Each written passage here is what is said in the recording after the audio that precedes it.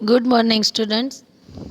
આપણે ગઈકાલે પાઠ 20 દિલાવરી ભણી ગયા. આજે કાવ્ય 21 વિસામો કરીશું, જે ઉર્મી કાવ્ય છે, જેમના લેખક છે વેણીભાઈ પુરોહિત. જન્મ 1/2/1916, અવસાન 1/3/1980. વેણીભાઈ પુરોહિતનો જન્મ એમના વતન ગામ સૌરાષ્ટ્રના જાનખંભાળિયામાં થયો હતો. પોતે પત્રકાર હતા અને જીવનભર મુંબઈમાં એ વ્યવસાય સાથે સંકળાયેલા રહ્યા. મુખ્યત્વે તેઓ કવિ હતા. વાર્તાઓ પણ લખી છે. એ વાર્તામાં અત્તરના દીવા પુસ્તક રૂપે પ્રગટ થઈ છે. સિંજારવ, દીપ્તિ તેમજ આચમન એમના નોંધપાત્ર કાવ્ય સંગ્રહો છે. કવિ તરીકેની સર્જકતા વિશેષ કરીને ગીતો તેમજ ભજનોમાં વધુ ખીલી ઉઠતી પામી શકાય છે.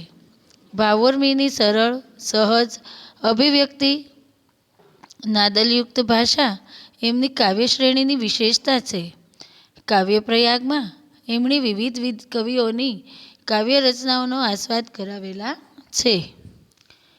પ્રસ્તુત કાવ્યમાં કવિ માનવીને એકલ પંડે વિસામો લીધા વિના જીવનમાં જજવાનું કહે છે. ટાગોરે કહ્યું છે એમ, તારી સાથે કોઈ ન આવે તો પણ તું એકલો જજે, તું વિસામો લઈશ નહીં, પણ બીજાને વિસામો આપજે, એવી ભાવના આ કાવ્યના કેન્દ્રમાં છે. વિસામો એટલે થાક ખાવો, વિશ્રાંતિ, આરામ. વિસામો એટલે શું? તો કે વિશ્રાંતિ અથવા તો થાક ખાવો. હવે હું થોડી વાર બેસી જાઉં, હું વિશ્રામ કરી લઉં. વિશ્રામ એટલે થાક ખાઈ લઉં, અથવા તો હવે હું થાક્યો એમ. આમ વિસામો એટલે થાક ખાવો. બરાબર છે. અહીં જે આપણે કાવ્યનું શીર્ષક છે, કાવ્યનું નામ છે વિસામો. તો આ કાવ્યમાં કવિ વિસામો લેવાની નહીં, પરંતુ બીજાને વિસામો આપવાની શિખામણ આપે છે. આપણે થાકી જવાનું નથી, આપણે કોઈનો થાક ઉતારવાનો છે એમ. એકલ પંડે અવિરત પરિશ્રમ કરીને બીજાને સુખી કરવો જોઈએ, તેમાં જ સુખ અને સંતોષ સમાયેલા છે. કવિ શું કહે છે? તો આપણે એકલા હાથે જ, એકલ પંડે એટલે કે આપણે પોતે બીજાને શું કરવાનું? તો કે સુખી કરવાના છે. તેમાં જ સાચું સુખ અને સંતોષ સમાયેલા છે. વિદ્યાર્થી ભાઈઓ બહેનો, મનુષ્યના જીવનમાં તો આ વણાયેલી વાત છે. દરેક ઉંમરે દરેક ઉંમર દરેકનું પોતાનું કામ કરે છે. આપણે થોડા જેમ જેમ તમે મોટા થતા જાઓ એમ બધા પોતાના કાર્યો સમજીને તમે તમારી રીતે ઉપાડી લ્યો છો. બરાબર છે ને? એવી જ રીતના જ્યારે તમે એક સમય એવો આવે કે આપણે આપણા માતા પિતાને પણ આપણે તેની સેવા કરવાની છે. આપણે એકલા હોઈએ પણ એ લોકોને આપણે સુખી અને સંપત્તિ એટલે કે સુખ અને સંતોષ આપવાની સૌથી પહેલી ફરજ હોય તો તે સંતાનની છે, ખાસ કરીને માતા પિતા માટે. બરાબર છે? ચાલો આગળ વધીશું. થાકે ન થાકે છતાંય હો માનવી, ન લેજે વિસામો, ને જૂજજે એકલ બાંગે, હો માનવી ન લેજે વિસામો. તારે ઉલ્લંઘવાના માર્ગ ભૂલામણા, તારે ઉદ્ધારવાના જીવન દયામણા. હિંમત ન હારજે તું ક્યાંય, હો માનવી. શું કે છે?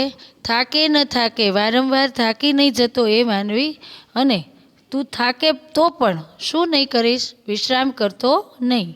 અને જૂજજે એકલબાએ, મેં આપને પહેલાં જ કહ્યું તેમ એકલા પંડે પણ વિસામો લીધા વિના કવિ અહીં જજુમવાનું કહે છે. ઓ માનવી, ન લેજે વિસામો, તું આરામ વિશ્રામ કરીશ નહીં.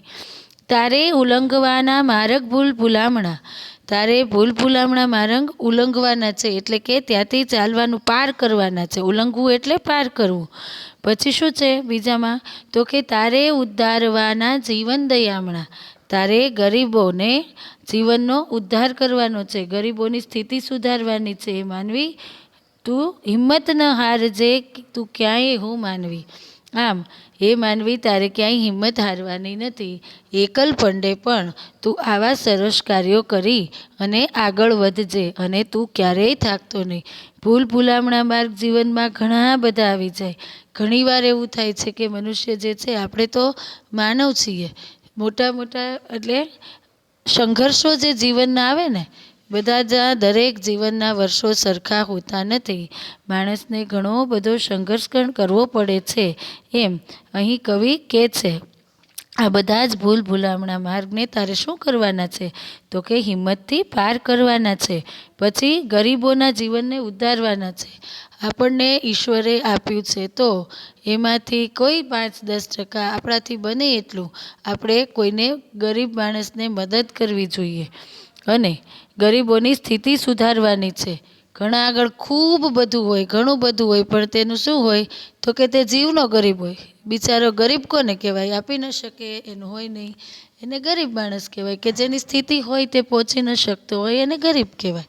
અહીંયા કેવું છે તો કે છે કે તારે શું કરવાનું છે? ગરીબોના જીવન પણ ઉદ્ધારવાના છે, અને ગરીબોની સ્થિતિ પણ સુધારવાની છે. અને હા, મન મક્કમ કરીને હે માનવી તું રહેજે, જરા પણ એમાં હિંમત હારતો નહીં. આગળ વધીએ. જીવનને પંથ જતા થાપ તાપ લાગશે, વધતી વિટંબણા સહતા તું થાકશે. સહજે સંકટે બધાય હો માનવી, આ કે